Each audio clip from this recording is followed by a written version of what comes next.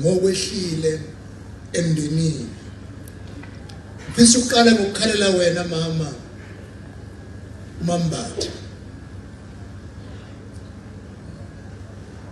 okwalala okhalweni lwakho lensizwa. Kuwe mama namhlanje kunqamuke inkaba.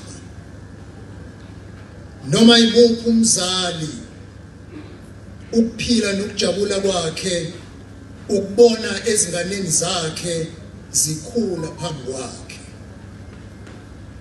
Noma imuphi umzali uye abe nokuthula emoyeni nasengqondweni yakhe ngokwazi ukuthi uma uNkulunkulu esengibiza izingane zami ziyongilondoloza ngesizotha. Lelo themba namhlanje lishabalele kuwe Mthiya.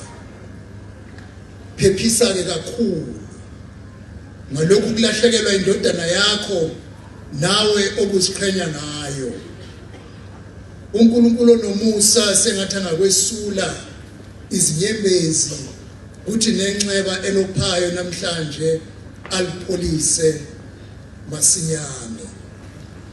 Sengikukhalele Mthiya, siyabonga kodwa kuwe ngokusizalela iqhawe walicangatha laba yilensizwa esihlonipha kokugcina namhlanje.